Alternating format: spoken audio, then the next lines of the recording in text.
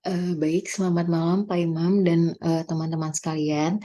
Perkenalkan kami dari tim D akan mempresentasikan topik hari ini yaitu mengenai analyzing quantitative data. Sebelumnya perkenalkan dulu saya Sylvia Rahmi Sembiring dan rekan saya Mas Anugrah Buana. Nah, kita langsung saja ke pembahasan topik ini ya. Next. Nah, di topik kali ini terkait kuantitatif data, kami akan membahas 4 subtopik, yaitu yang pertama quantitative data analysis in plain English, kemudian an analysis roadmap, selanjutnya assessing the relationship between two variables, dan yang terakhir analyzing data to answer research questions. Nah, yang pertama kita akan membahas quantitative data analysis in plain English. Jadi di sini kita akan membahas sebenarnya apa itu artinya atau definisi dari quantitative data. Nah, sebelumnya salah satu masalah yang kita temui dalam penelitian pada umumnya adalah kita eh, sering menemukan bahasa-bahasa khusus yang digunakan dalam penelitian dan mungkin ini masih kurang familiar untuk kita yang baru melakukan penelitian. Nah, dalam penelitian sendiri ada beberapa istilah utama, terutama dalam statistik penelitian, yaitu ada 3, yaitu variabel, kemudian variabel independen, dan variabel independen. Nah, yang pertama adalah variabel. Secara sederhana, variabel ini merujuk pada sesuatu yang cenderung bervariasi. Nah, dalam topik kita penelitian SDM, contoh variabel itu yaitu atribut seseorang, tim, atau organisasi. Misalnya bisa itu jadi usia, tingkat komitmen, kinerja individu, kemudian kinerja tim, ukuran organisasi, sektor organisasi, dan sebagainya. Nah, selanjutnya istilah yang kedua adalah variabel independen. Nah, variabel independen ini disebut juga sebagai variabel penyebab sesuatu atau beberapa hal yang bervariasi. Jadi, variabel independen ini yang menyebabkan hal-hal yang bervariasi tadi ya, atau variabel secara keseluruhan. Nah, contoh variabel independen yaitu misalnya tingkat ketidakhadiran kerja yang tinggi. eh, di sini dia sebagai variabel independen dapat menyebabkan tingkat produktivitas yang rendah, atau berarti di sini tingkat produktivitas yang rendah itu adalah hal yang disebabkan atau variabel yang bervariasi. Nah, selanjutnya adalah variabel dependen. Nah, ini kebalikan dari variabel independen ini, dia merupakan hal yang bervariasi karena dipengaruhi oleh penyebabnya, atau dalam hal ini variabel independen. Contohnya, itu tadi tingkat produktivitas yang rendah sebagai variabel dependen dapat dipengaruhi oleh tingkat ketidakhadiran kerja yang tinggi. Nah, dalam statistik penelitian sendiri, kita sebenarnya melakukan 3 hal utama. Yang pertama itu kita berasumsi bahwa variabel independen adalah antecedent dan variabel dependen merupakan hasil. Nah, untuk menguji asumsi tersebut, kita melakukan uji desain longitudinal, di mana antecedent terjadi sebelum hasilnya. Nah, untuk melakukan uji desain longitudinal ini, kita eh, perlu mengumpulkan data pada dua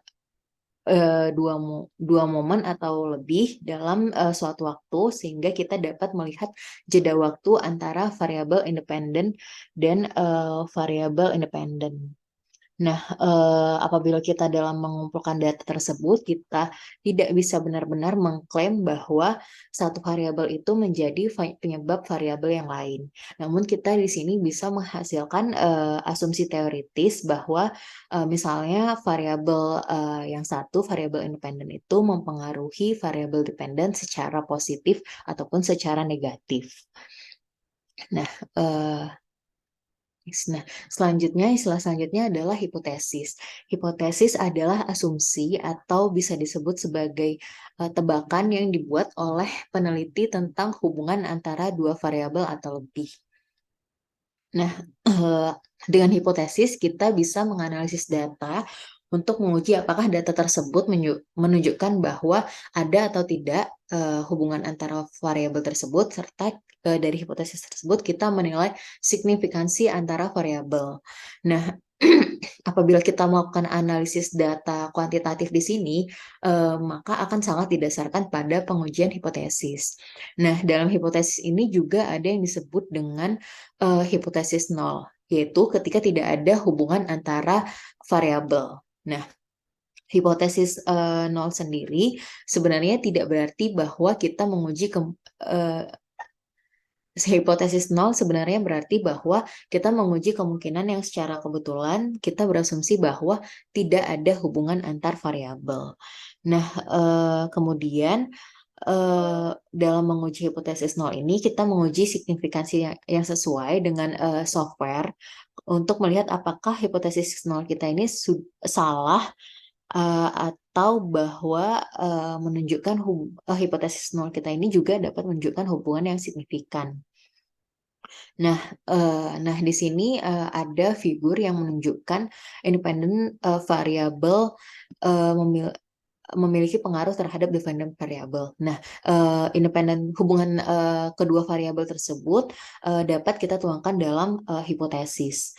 Nah, dalam pengujian hipotesis pada dasarnya kita tujuannya adalah untuk menyimpulkan apakah hipotesis kita tersebut telah didukung oleh data dan hipotesis nol telah ditolak. Nah, next selanjutnya adalah istilah probabilitas dan signifikansi. Kita bahas satu-satu.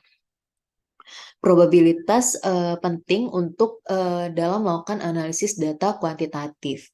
Nah, probabilitas ini mengacu pada sejauh mana temuan kita dapat dijelaskan atau tidak dapat dijelaskan sebagai hasil dari kebetulan yang acak atau data acak. Nah, jika hanya ada satu dari 1.000 kemungkinan temuan kita merupakan hasil kebetulan, maka kita bisa meyakini hal tersebut itu benar. Nah, probabilitas ini biasanya diukur dengan nilai P. Di mana nilai P adalah angka 0 sampai 1. Semakin dekat nilai P dengan 0, maka jika kita mengulangi percobaan atau penelitian yang sama, maka kemungkinannya akan sama. Nah, dalam penelitian terkait MSDM sendiri, nilai P yang di bawah 0,05 menunjukkan bukti kuat terhadap hipotesis 0. Sehingga kita bisa menolak hipotesis 0 dan menganggap hubungan antara variabel kita signifikan. Nah, ini mungkin ada eh, penilaian-penilaian dari nilai P.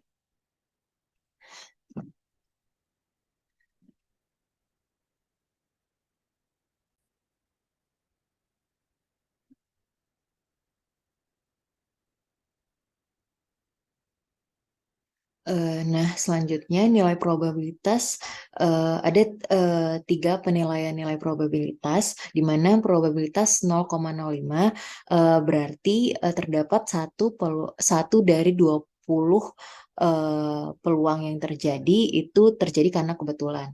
Kemudian nilai P 0,01 berarti satu dari 100 dalam hasil yang terjadi itu terjadi karena kebetulan. Nah, selanjutnya P sama dengan 0,001 di mana artinya probabilitasnya 1 dibanding 1.000. Nah, istilah selanjutnya adalah signifikansi. Nah, signifikansi adalah tanda bahwa seberapa yakin kita terhadap hasil yang dapat digeneralisasikan ke populasi penelitian yang lebih luas. Nah, kita mengekspresikan atau menyatakan signifikansi ini yang berasal dari ukuran probabilitas saat mengevaluasi temuan. Mungkin kita ingin menggunakan signifikansi dengan kriteria berikut ini. Nah, hasil signifikansi dapat dikatakan dalam tiga kategori. Yang pertama, apabila dia signifikan, berarti satu peluang dalam 20 kejadian menyatakan bahwa kejadian tersebut terjadi secara kebetulan. Atau yang tadi, nilai P sama dengan 0,05 atau kurang dari 0,05. Kemudian, highly signifikan itu apabila nilai P-nya 0 eh, kurang dari sama dengan 0,01 dan very highly significant apabila nilai P-nya lebih kurang dari dan sama dengan 0,001. Nah, selanjutnya kita membahas mengenai eh, one tail hypothesis dan two tail hypothesis. Nah, eh, one tail hypothesis ini bisa dikatakan juga adalah hipotesis yang memiliki hubungan satu arah. Nah, contohnya misalnya tingkat stres itu mempengaruhi tingkat ketidakhadiran dalam pekerjaan. Nah, itu bisa kita gambarkan, itu panahnya hanya satu arah antara variabel stres ke variabel ketidakhadiran kerja. Nah, selanjutnya ada yang namanya two-tail hipotesis atau hipotesis yang memiliki hubungan dua arah. Jadi misalnya di sini ada variabel tingkat kepercayaan diri manajer saling mempengaruhi tingkat training manajer. Nah, maksudnya di sini adalah variabel tingkat kepercayaan diri manajer ini bisa eh, meningkatkan tingkat manajer ingin melakukan training. Tetapi tingkat manajer yang melakukan training juga dapat berpengaruh dalam meningkatkan tingkat kepercayaan diri si manajer tersebut. Nah, selanjutnya istilah selanjutnya adalah parametrik dan non-parametrik data. Nah, parametrik sendiri adalah istilah yang digunakan untuk menggambarkan data yang memenuhi kriteria tertentu. Nah, apabila datanya parametrik, maka akan ada uji statistik khusus yang digunakan. Sementara apabila datanya non-parametrik, ini cukup menggunakan alat statistik yang berbeda. Nah, umumnya dalam penelitian kita akan menggunakan data non-parametrik. Nah, untuk menilai apakah data kita ini parametrik atau non-parametrik, nah kita harus menjawab keempat pertanyaan di bawah ini. Yang pertama, apakah data kita terdistribusi secara normal atau tidak? Jika iya, maka hitungannya data kita parametrik. Nah, apakah ukuran sampelnya sama? Dalam hal ini, jika data dikumpulkan dari pengelompokan yang terpisah dan kita ingin menilai perbedaan antar kelompok, misal eh, ini itu kita melakukan data mengumpulkan data dari organisasi yang berbeda. Nah, apakah ukuran sampelnya sama? Jika iya, maka data kita parametrik. Jika tidak, maka data kita non parametrik. Nah, selanjutnya, sudahkah kita mengajukan pertanyaan yang sama kepada semua peserta dalam penelitian kita? Jika mengajukan pertanyaan yang berbeda ke grup yang berbeda, kemungkinan besar tidak akan memenuhi kriteria untuk data parametrik.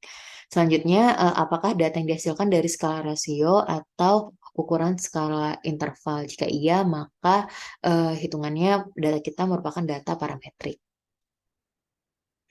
Nah, selanjutnya subtopik yang kedua adalah analisis roadmap. Nah, eh, analisis roadmap ini selanjutnya, nah di sini kita akan melihat suatu bagaimana step-step atau langkah-langkah dalam melakukan quantitative data analysis. Nah, sebenarnya ada tiga step utama. Yang pertama kita mereview pertanyaan penelitian. Nah, kemudian yang kedua kita mereview data kita. Dan yang ketiga kita melakukan uji penelitian atau melakukan pengujian. Nah, di sini kita akan menentukan uji penelitian apa yang akan kita lakukan terhadap suatu hipotesis dengan melihat kebutuhan penilaian hipotesis tersebut. Nah, jadi ini ada tiga contoh hipotesis ya. Nah, hipotesis yang pertama itu misalnya karyawan di eh,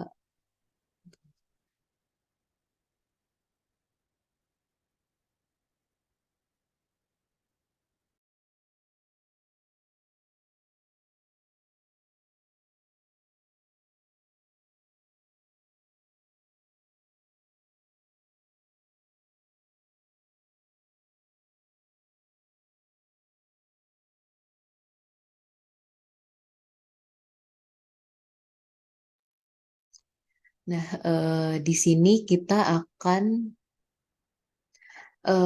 di sini kita akan melihat contoh tiga hipotesis yang akan kita identifikasi uji penelitian apa yang kita butuhkan.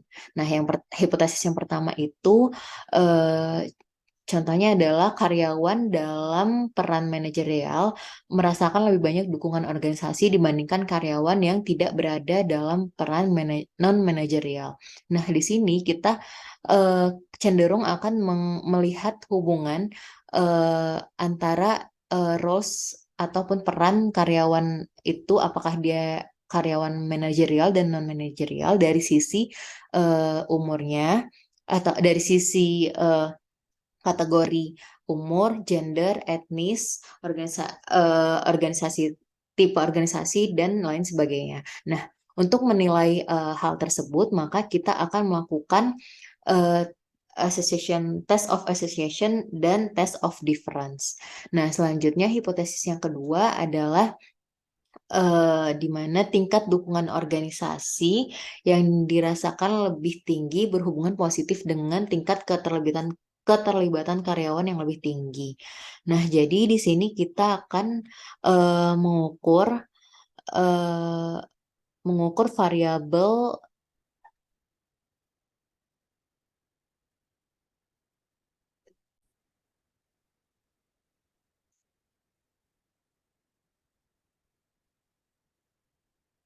Nah, pada hipotesis yang kedua, kita akan melihat hubungan eh, antara dukungan organisasi yang dirasakan dengan tingkat engagement karyawan. Nah, secara khusus, hipotesis ini menunjuk pada beberapa arah di mana dukungan organisasi yang dirasakan itu dianggap sebagai anteseden dari engagement karyawan. Nah, sehingga kita di sini ingin mengetahui arah dari hubungan dua variabel tersebut. Maka di sini kita akan menggunakan regresi non-parametrik atau melakukan analisis regresi linear.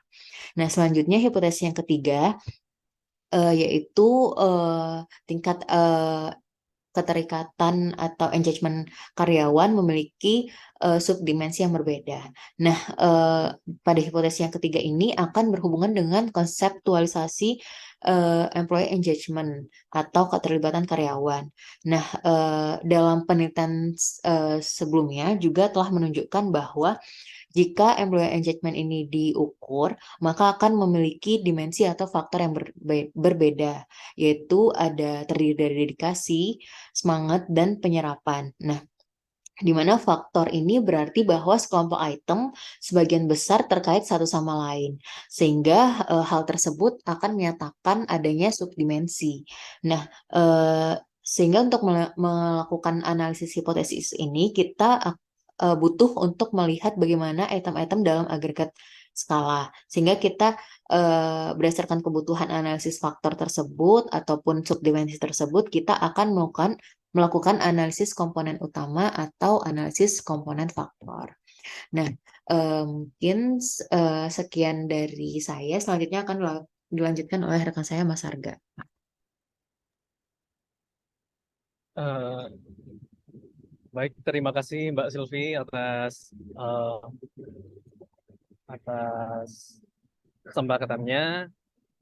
Eh, Selamat malam Bapak dan teman-teman. Selanjutnya saya sebagai presenter selanjutnya mencoba untuk mempresentasikan eh, sub chapter 3 atau sub chapter 3 ya, yaitu assessing the relationship between two variables. Ya, atau menilai hubungan antara dua variabel. Kita next slide, Mbak Silvi. Ya, terima kasih. Nah, jadi eh, terdapat dua istilah ya yang digunakan untuk merujuk pada pemeriksaan sejauh mana hubungan antara dua variabel.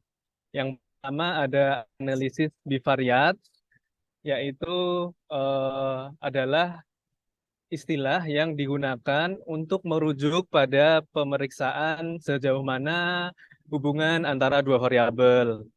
Nah, selanjutnya adalah analisis multivariat yaitu istilah yang digunakan untuk merujuk pada pemeriksaan sejauh mana hubungan antara lebih dari dua variabel.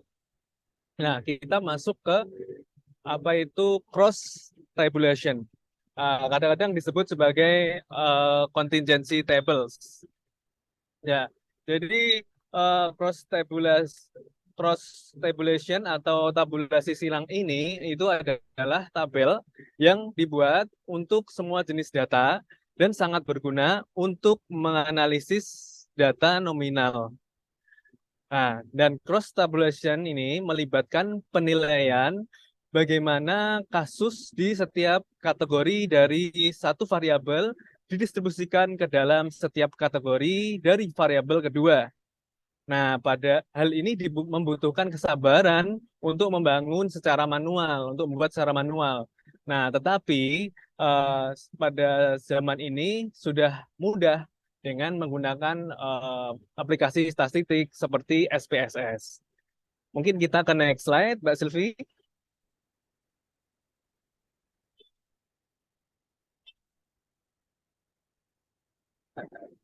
Oke, terima kasih Mbak Sylvie untuk next slide-nya.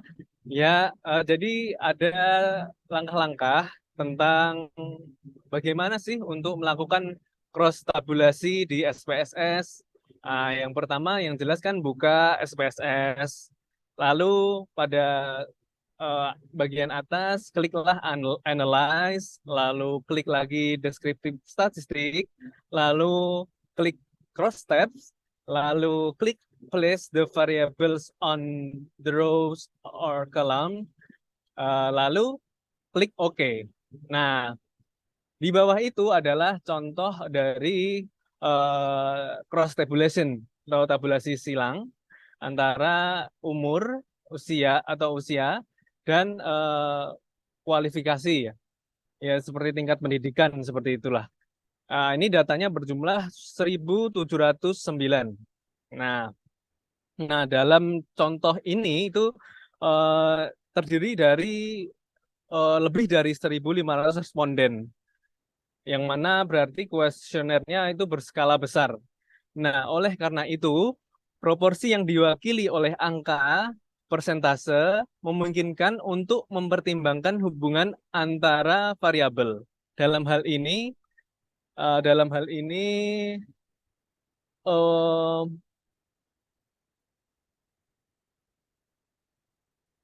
dalam hal ini distribusi kualifikasi pendidikan di berbagai kelompok usia. Nah, untuk membaca tabel, maka bisa melihat presentasinya. Nah, jika tidak ada hubungan dalam tabel, maka persentasenya akan terlihat kurang lebih sama, meskipun persentase memberikan mekanisme yang berguna untuk perbandingan. Oke, jadi intinya adalah ini adalah contoh yang tabulasi cross atau cross tabulasi. Oke, baik. Selanjutnya Mbak Silvi. Nah, kita masuk ke probabilitas dan signifikansi. Jadi, pengujian signifikansi ini diperlukan karena cross tabulasi itu tidak memberikan informasi mengenai kemungkinan bahwa hasil yang didapat itu adalah muncul secara kebetulan saja. Oleh karena itu, perlu dilakukan uji signifikansi antara hubungan dari masing-masing variabel. Nah, uji yang paling umum dilakukan adalah Q-square test. Nah, mesti teman-teman bertanya nih, kok bacanya Q? Nah, memang di buku memang bacanya Q. Padahal C-square test ya, tapi bacanya di buku memang Q, seperti itu. Nah, selanjutnya bagaimana cara untuk melakukan Q-square test di SPSS? Yang pertama, klik Analyze, lalu klik Descriptive Statistic, lalu klik Cross Tabs, lalu klik Place the variables on the rows or columns, lalu klik Press Statistics and choose Q-square, lalu klik Continue, dan yang terakhir adalah OK. Nah, pada tabel 10.2 adalah contoh dari Q-square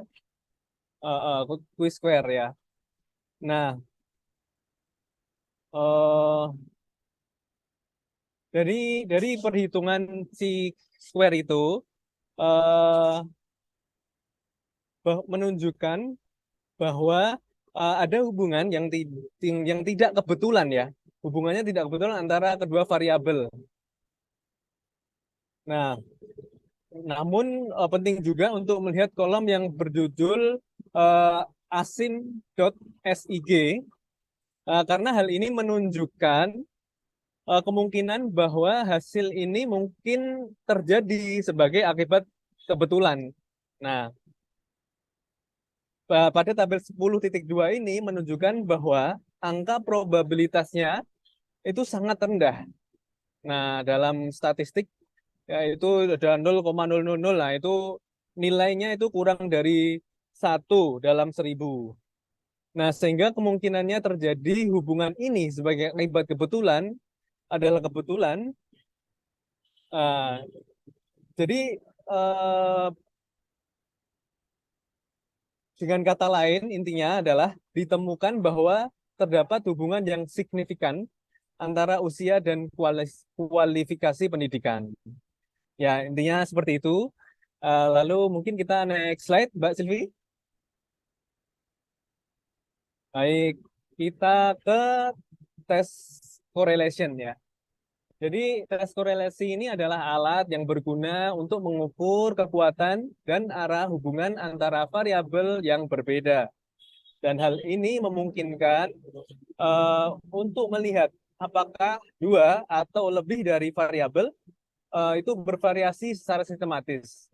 Jadi terdapat 3 hasil uji korelasi, yaitu yang pertama adalah korelasi positif, yang kedua korelasi negatif, dan yang ketiga tidak terdapat korelasi sama sekali.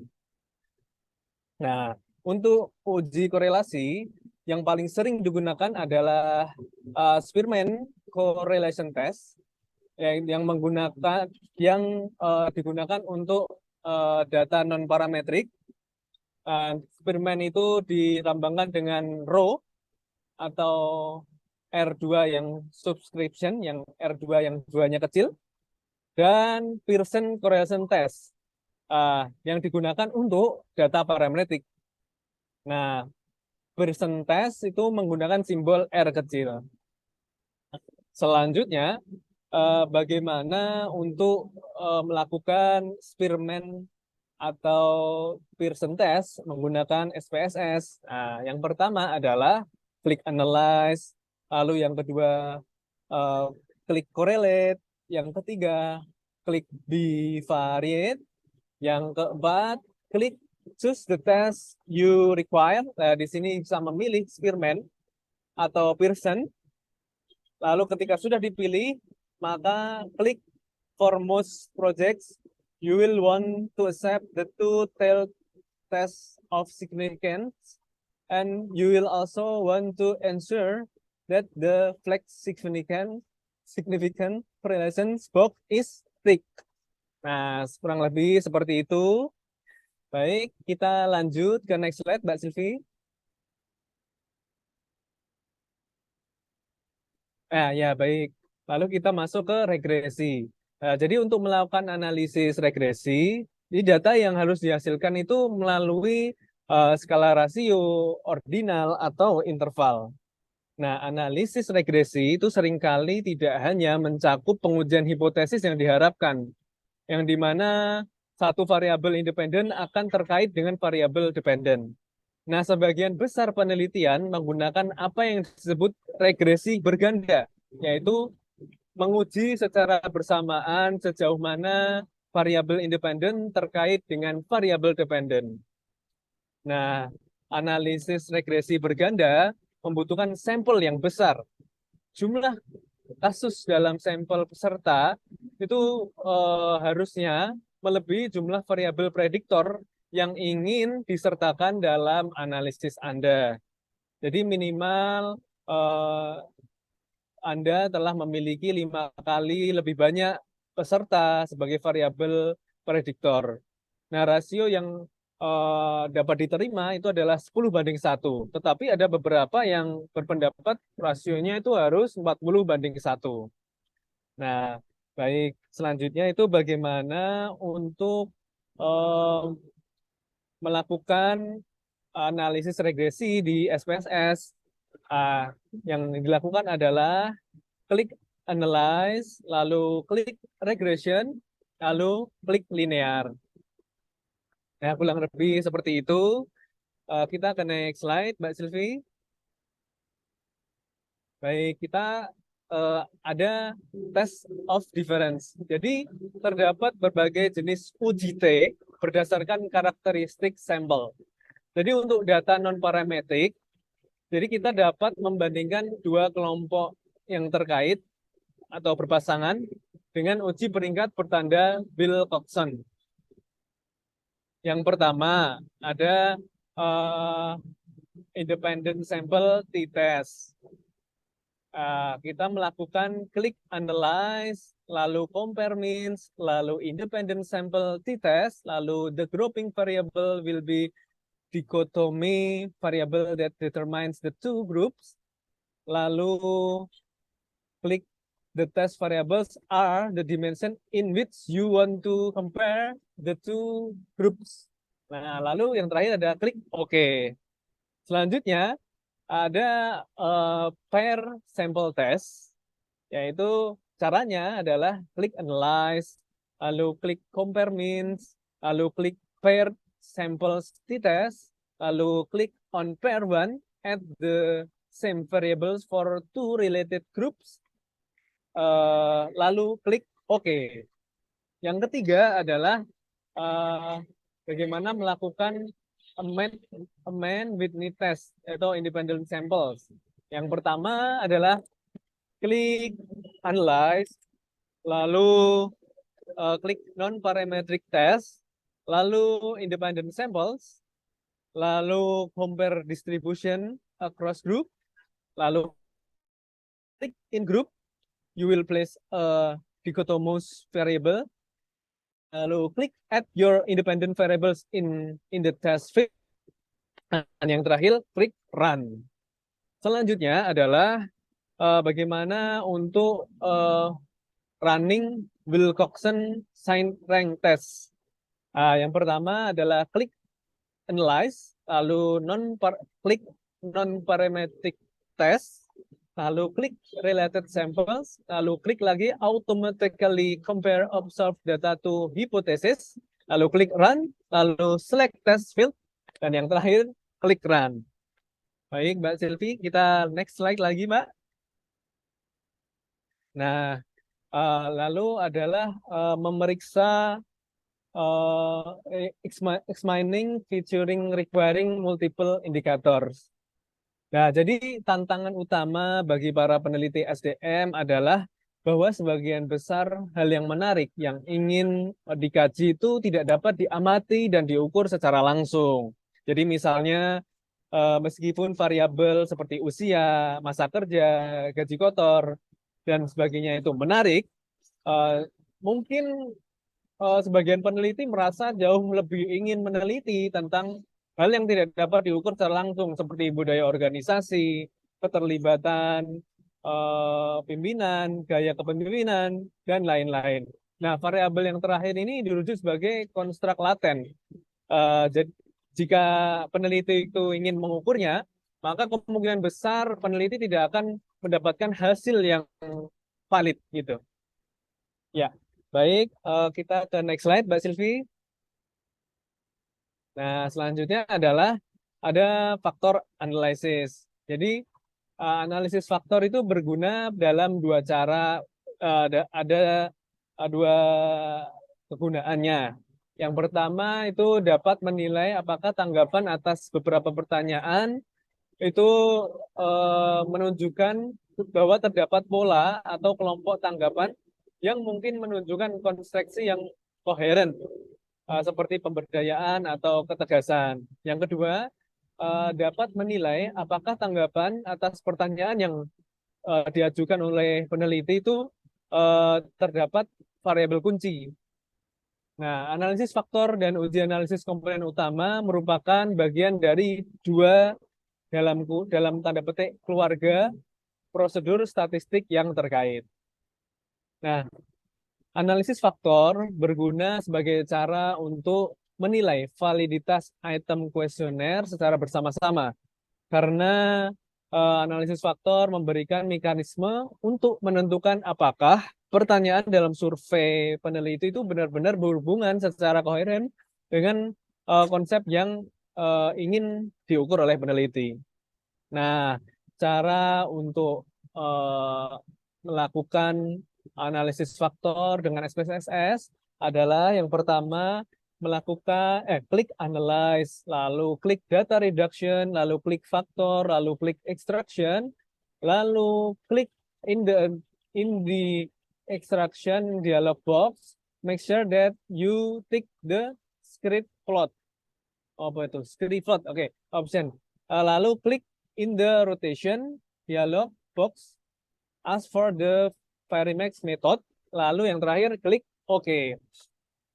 Oke, baik. Kita next slide, Mbak. Mungkin udah subbab keempat, yaitu analyzing data to answer research question, menganalisis data untuk menjawab pertanyaan penelitian. Kita next slide, mungkin Mbak Silvi. Oke, jadi dalam melakukan analisis, titik awal yang perlu diketahui adalah pertanyaan penelitian itu harus dapat membantu membuat hipotesis dan membentuk dasar untuk interpretasi peneliti terhadap data serta menjadi fokus kesimpulan dalam penelitian. Nah, setelah meninjau pertanyaan penelitian dan hipotesis, penting juga untuk melihat kembali jenis data yang telah dikumpulkan. Dan terdapat dua isu penting. Yang pertama, skala pengukuran apa yang digunakan. Yang kedua, apakah instrumen kuesioner itu menghasilkan satu data berikut, data nominal atau data kategori, data ordinal, skala interval, atau skala rasio. Nah, jika peneliti itu berencana untuk menganalisis data nominal atau ordinal, maka perlu menggunakan uji non-parametrik. Kedua, apakah data terdistribusi secara normal? Jika sebaran data melintasi ekstrim, yaitu tidak mencerminkan kurva distribusi normal, yang mana punuknya itu di tengah, maka ditegaskan kembali bahwa harus menggunakan uji non-parametrik. Baik, kita ke next slide, Mbak Silvi. Nah, jika pertanyaan penelitian dan jenis data yang dikumpulkan itu sudah dirasa tepat, maka langkah selanjutnya adalah mengidentifikasi alat analisis yang paling tepat untuk digunakan. Jadi tabel di bawah ini adalah memberikan berbagai pilihan utama untuk data parametrik dan data non-parametrik. Jadi jika test purpose-nya itu test of association dan yang dites adalah non-parametric data opinion, maka menggunakan cross tabulation. Jika yang dites adalah parametric data option, nah maka digunakan juga masih cross tabulation.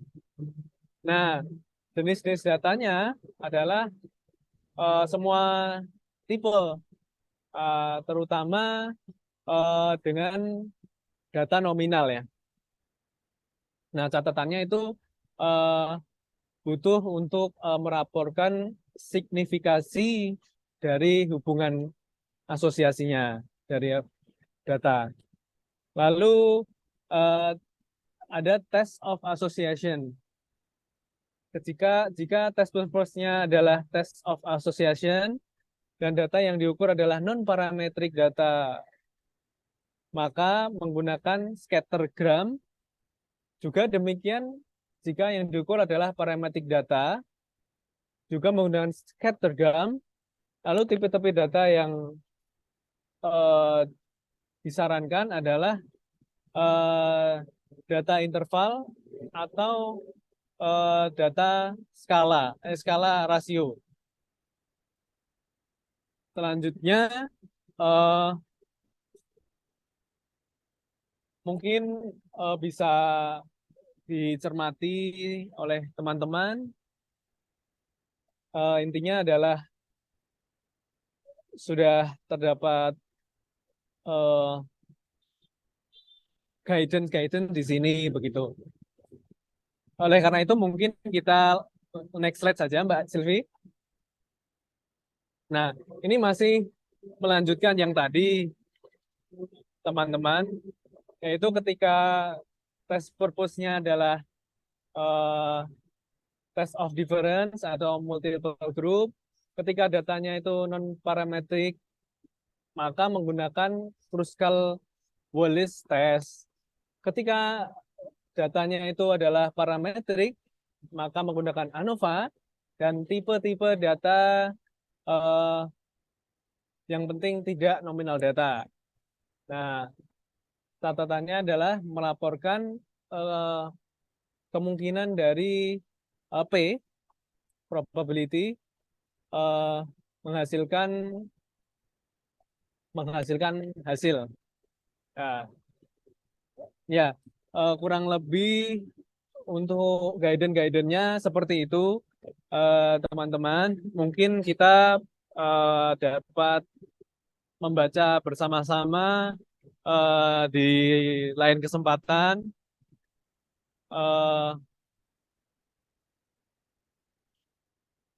Saya harap teman-teman juga sedikit maklum. Baik, mungkin kita lanjut ke next slide, Mbak Silvi. Nah, untuk selanjutnya itu adalah terdapat pilihan analisis berdasarkan jenis variabel. Nah, jika dependent variabel dependent menggunakan two independent grup independen yang dua saja, maka menggunakan interval atau skala rasio. Selanjutnya, jika variabelnya itu independen, maka datanya adalah data nominal. Lalu selanjutnya adalah jika menggunakan tes parametrik, maka menggunakan independent sample t-test. Nah, jika datanya itu non-parametrik, maka menggunakan Mann-Whitney U-test. Nah, untuk selanjutnya, mungkin kan sudah tertulis sebagai pedoman kita untuk melakukan pengolahan data. Mungkin kita bisa baca bersama-sama, teman-teman.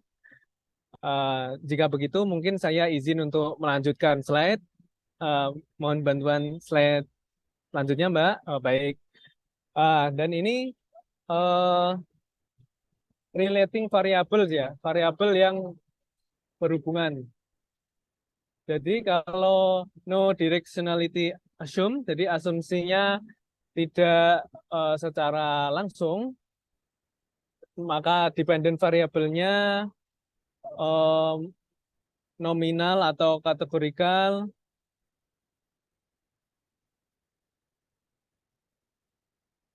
Dan ketika ada independent variabel, maka juga sama nominal atau kategorikal. Dan ketika dilakukan parametric test,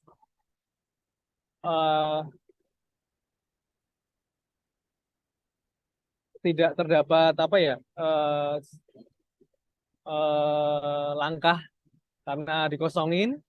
Lalu ketika datanya itu non parametrik, maka menggunakan Q-square test. Nah, begitupun ketika directionality assume, jadi asumsi secara langsung. Nah, jadi ada beberapa bentuk regresi berdasarkan jenis hubungan yang diharapkan antara dua variabel. atau lebih. Jadi referensi pada buku tidak cukup untuk mengeksplorasi semua bentuk regresi yang berbeda secara mendetail, tetapi mendorong peneliti untuk mempelajari lebih dalam, terutama jika peneliti itu mengharapkan hubungan yang non-linear antara variabel utama. Oke, baik Mbak Filvi, kita lanjut ke next slide. Oke, jadi saat peneliti melanjutkan proses analisis, kemungkinan besar peneliti itu ingin menjelajahi hubungan antara variabel yang berbeda menggunakan tes yang berbeda, serta pick up dan put down proses analisis dalam beberapa kesempatan yang berbeda pula. Namun mengingat waktu yang dimiliki oleh peneliti itu terbatas, sehingga ada beberapa tips yang harus dilakukan peneliti agar setiap kesempatan yang digunakan oleh peneliti itu uh, menjadi kesempatan yang berharga sehingga tidak membuang-buang waktu. Yang pertama adalah sering melakukan backup pekerjaan dalam 20 menit ketika melakukan analisis data. Yang kedua adalah bekerja serapi mungkin dan catat pengujian apa yang telah dilakukan dan apa yang masih perlu dilakukan. Nah, lalu periksa ulang nomor dan output. Yang keempat, periksa apakah skor yang digunakan pada skala semuanya itu berfungsi dalam arah yang sama. Lalu yang kelima, periksa ulang apakah peneliti menggunakan pengujian yang sesuai untuk jenis data yang sesuai. Yang keenam, jika menggunakan SPSS, perlu diingat bahwa peneliti itu dapat menyalin output ke dalam file Word, sehingga tidak ada dampak kesalahan dalam mengetik data ke dalam dokumen laporan. Yang ketujuh, adalah semakin besar sampelnya, maka semakin besar kemungkinan bahwa suatu hubungan akan terlihat signifikan. Nah, dengan sampel yang lebih kecil, peneliti mungkin menyatakan tingkat signifikansi yang masuk akal, yaitu adalah P sama dengan 0,01 atau bahkan P 0,05. Tetapi dengan sampel yang lebih besar, peneliti perlu mencari signifikansinya P adalah 1/1000. Nah, jangan tergoda untuk berlebihan dengan yang tadi ke-8. Jangan tergoda untuk berlebihan dengan bagan dan diagram. Gunakan hal ini dengan hemat untuk menambah nilai pada proses analisis dan pemahaman. Perlu diingat bahwa pembimbing atau penilai tidak akan memberikan nilai untuk grafik yang menarik. Nah, tetapi justru akan memberi penghargaan pada grafik yang bermakna, di mana kualitas akan lebih penting daripada kuantitas. Baik, Mbak Silvi, kita ke next slide. Terima kasih, Mbak. Kita ke multi-level analysis. Jadi, data bertingkat itu terjadi di mana respon dikelompokkan dalam satu atau serangkaian unit respon dengan tingkat yang lebih tinggi. Jadi contohnya organisasi akan menjadi level yang lebih tinggi, tim akan menjadi level menengah, dan individu karyawan akan menjadi level yang lebih rendah. Jadi kumpulan data lain yang dapat dianalisis melalui pemodelan bertingkat mencakup data deret waktu dan longitudinal. Nah, namun perlakuan data setingkat atau hierarkis untuk tujuan analisis statistik memiliki masalah praktis, teknis, dan konseptual yang spesifik, di mana teknik regresi standar tidak dapat diselesaikan secara memadai. Nah, masalah yang dihadapi di multi-level analisis. Yang pertama ada modeling the cluster effect. Nah, dengan data yang bertingkat, biasanya ditemukan bahwa responden itu dalam kelompok yang sama atau unit tingkat yang lebih tinggi akan lebih mirip daripada responden dari kelompok yang berbeda. Sehingga hubungan antara variabel akan sering lebih mirip di antara responden dalam unit tingkat yang lebih tinggi yang sama daripada mereka yang berada di unit yang tingkatnya lebih eh, tinggi dari yang berbeda. Jadi hubungan yang berbeda antar variabel dapat ditemukan saat kita mengontrol pengelompokan dataset oleh unit level yang lebih tinggi. Jika peneliti tidak mengontrol ini dan memperlakukan data sebagai satu gumpalan, memperlakukan data sebagai hal yang biasa, maka peneliti itu mengabaikan hal ini, sehingga akan menghasilkan apa yang disebut paradoks Simpson. Paradoks Simpson terjadi ketika tren muncul di kelompok data yang berbeda, tetapi menghilang, atau berbalik ketika kelompok ini digabungkan.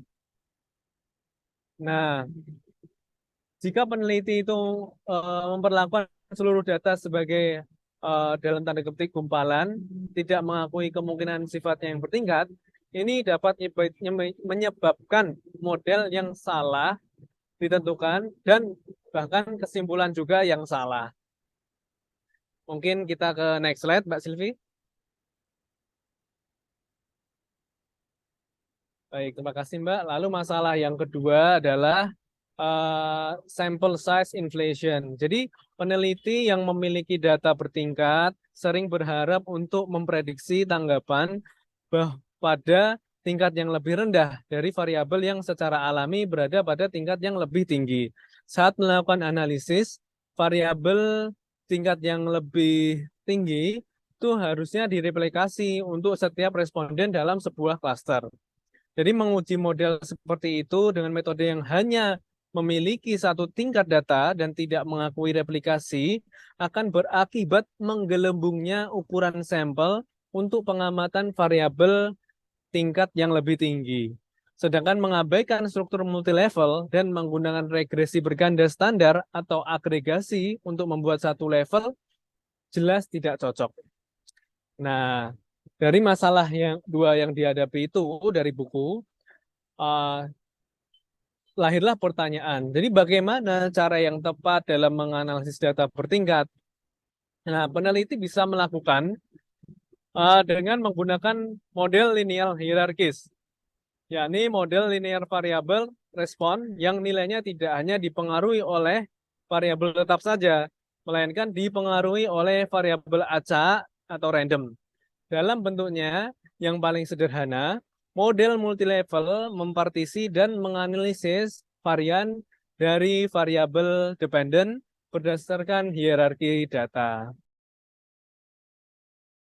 Baik, terima kasih Bapak dan teman-teman atas kesempatan yang diberikan kepada kelompok D, tim D yang terdiri dari Mbak Silvi dan saya, Arga. Eh, Semoga apa yang kami sampaikan sedikit dapat menjadi bahan pembelajaran untuk teman-teman dan eh, semoga kita dapat mengerjakan penelitian dengan baik. Mungkin sekian dari kelompok kami, dari Mbak Silvi dan saya. Akhir kata, kami mohon maaf atas segala kekurangan dalam menyajikan bahan presentasi dan wassalamualaikum warahmatullahi